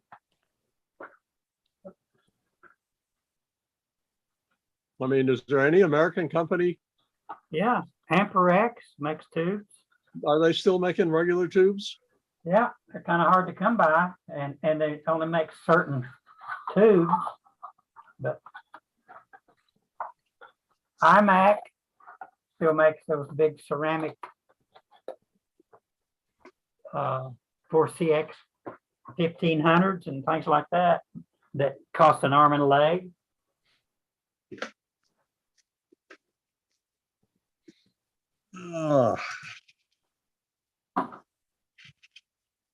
Gotta pump up my phone here. It's about to needs a little extra juice.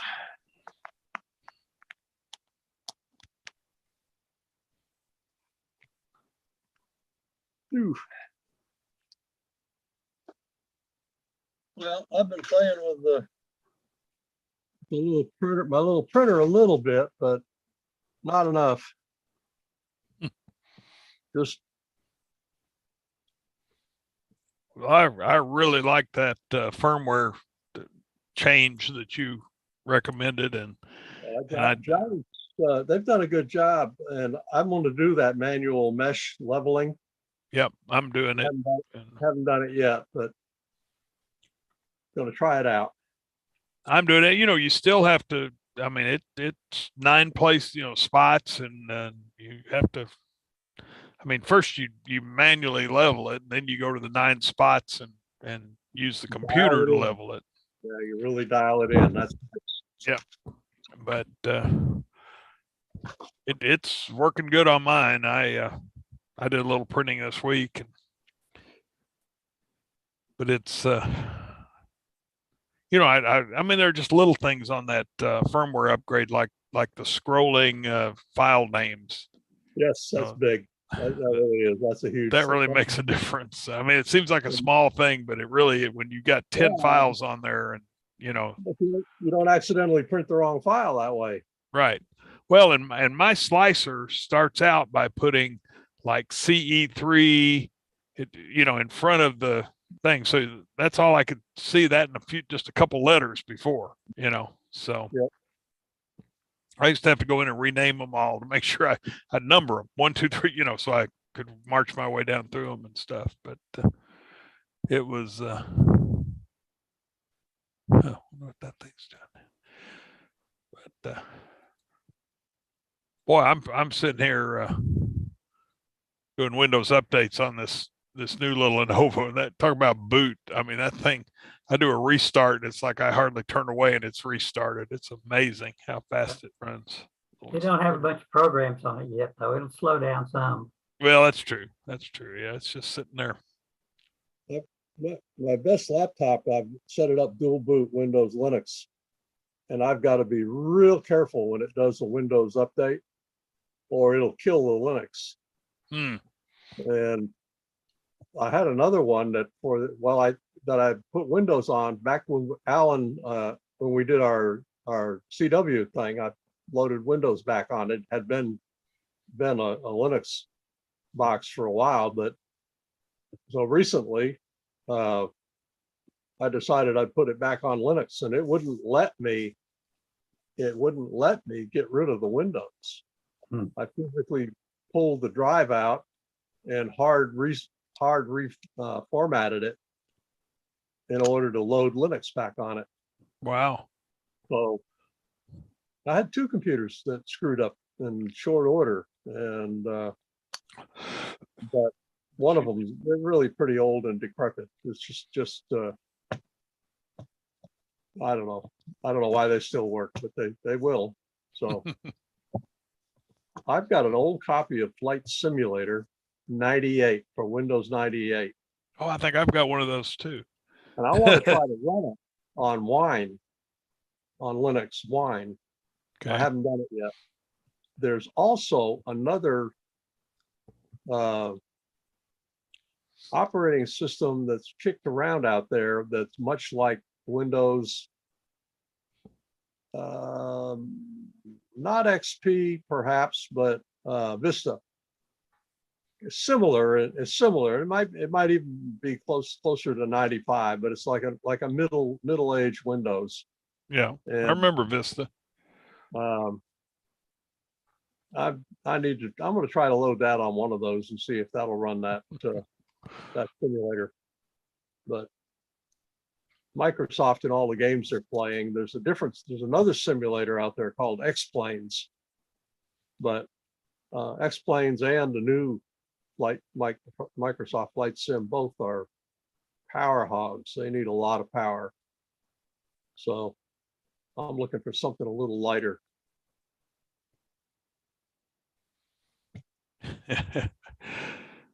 Yeah, I remember back when I was flying, I bought Flight Simulator, and I'm glad I didn't really crash as many times as I did.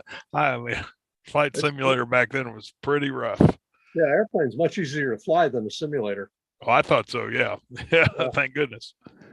But Hey, what's the name of that airport out there by you? Sam? Pardon? Sundance. Sundance, yeah. Yeah. Sundance. A friend of Yeah. mine has an airplane out there that worked at Seagate. We used to go flying all the time.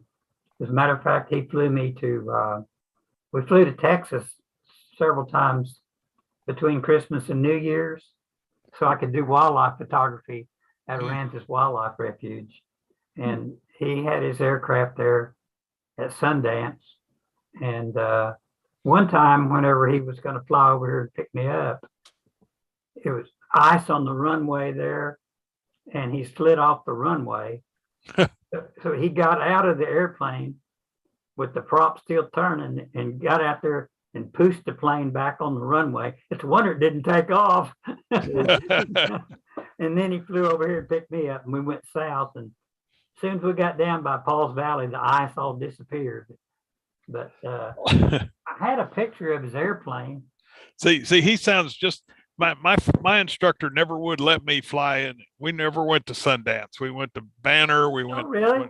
Wiley Post, went all over. But he said he said the guys that flew out of Sundance were absolutely crazy. We And went your up, but your story just backed that up.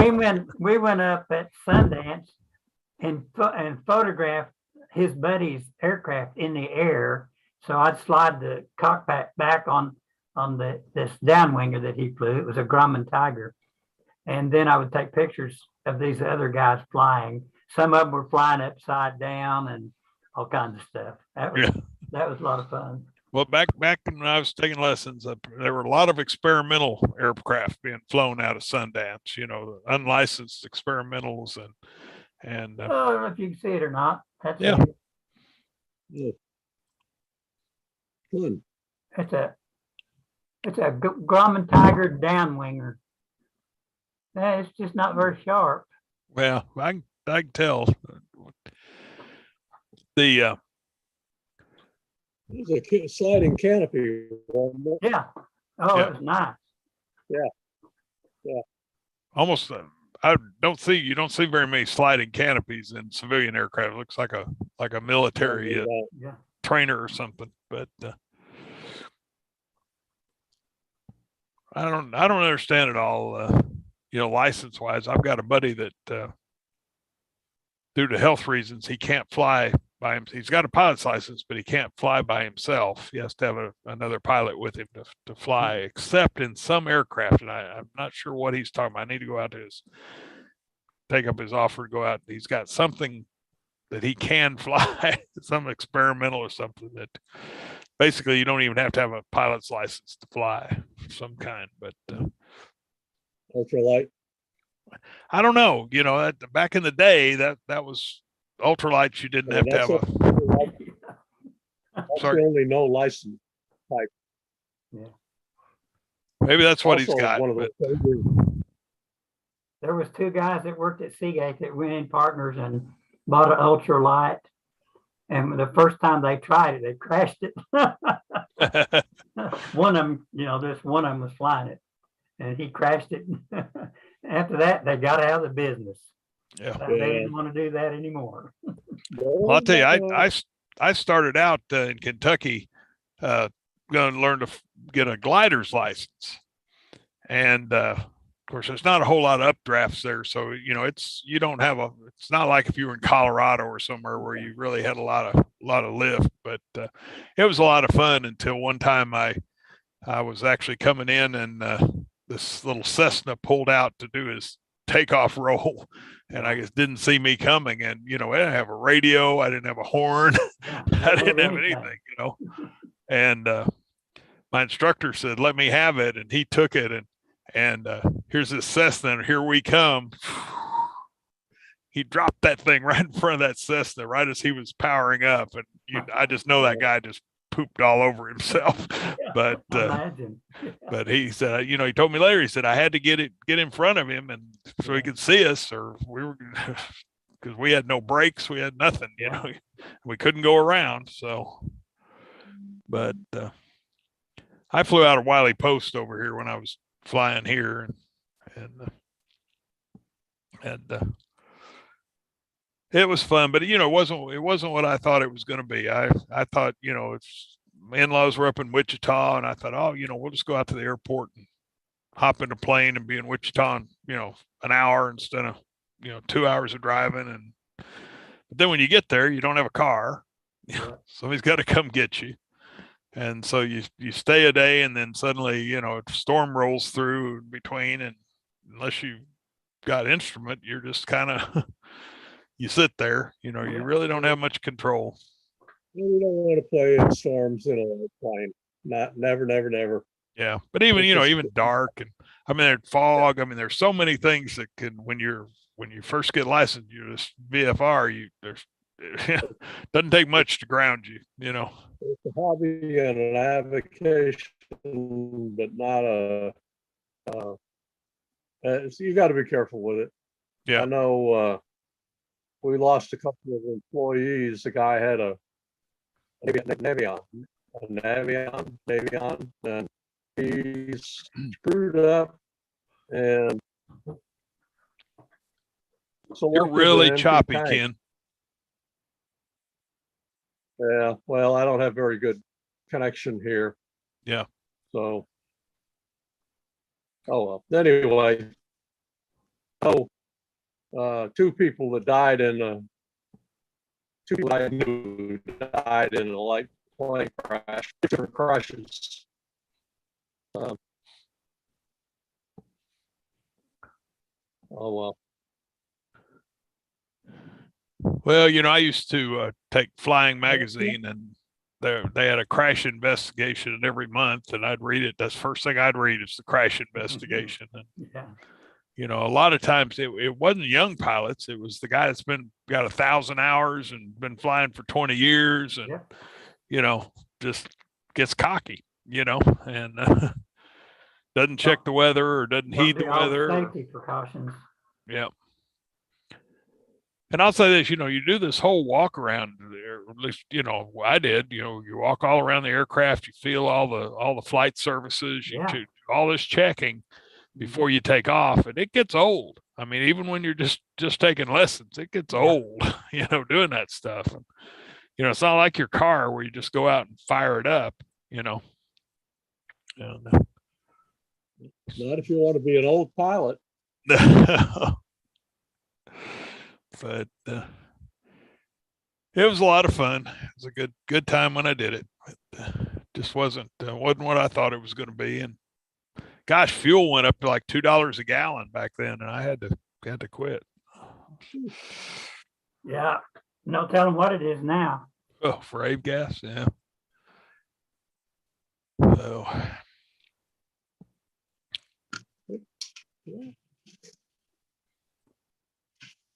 Oh, Dennis and I used to fly down there between Christmas and New Year's and rent a car, and go do our thing. He was kind of into wildlife photography a little bit.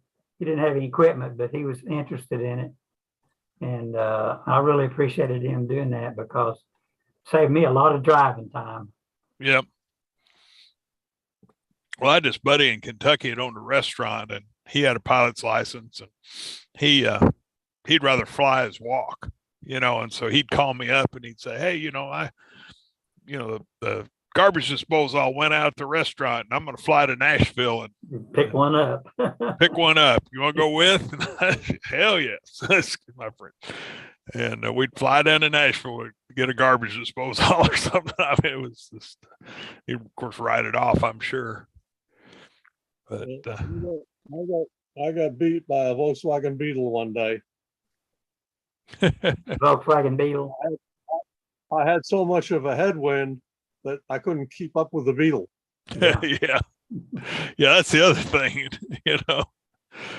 It's I remember one time one of my first solo flights, I flew to Weatherford from here, not a long flight, just a cute little round trip, and was going to land at Weatherford and drink a soda and come back. And gosh, I could not get that plane, could not get the wings level coming into Weatherford. I was everything except inverted.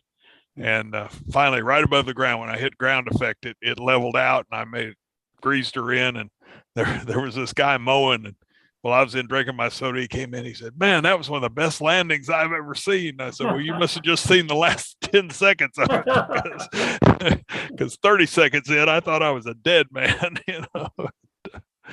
Maybe he meant because you lived through it, it was a good Maybe one. so. But, well, I'll tell you, one of my greatest memories is my solo. We were flying in and out of over at Banner, and my instructor told me to pull over. We were doing touch and goes, and he told me to pull off on the taxiway, which usually meant he was going to give me some education. And he opened the door and got out. He goes, "Make 3 touch and goes," and on the third one, pick me up.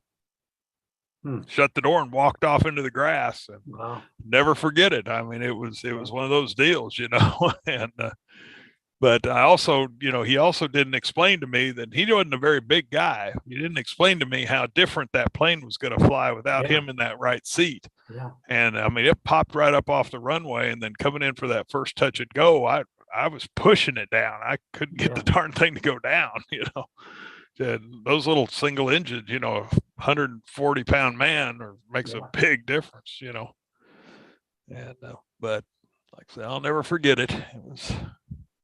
Hey, I'm gonna have to get out of here, guys. Yeah, me too. So Ken, you're gonna go down to next week. So next week is a week from Saturday, right? No, you're going down for the. Oh no. Sorry, I'm a whole other page. Yes, I'm going to try to go next week. Okay, I may try to the too. fire station. Yeah, the fire station. Yeah. right. Yep. All right. See you later. Anyway. Ken, take care. All right, guys. Good night. You going too? Yeah, I guess so. Yeah, me too. We'll see what my wife's up to. Right. Yeah. Bye-bye. My battery's about dead on the phone anyway. That's why it's starting to chirp. Yeah. See you later.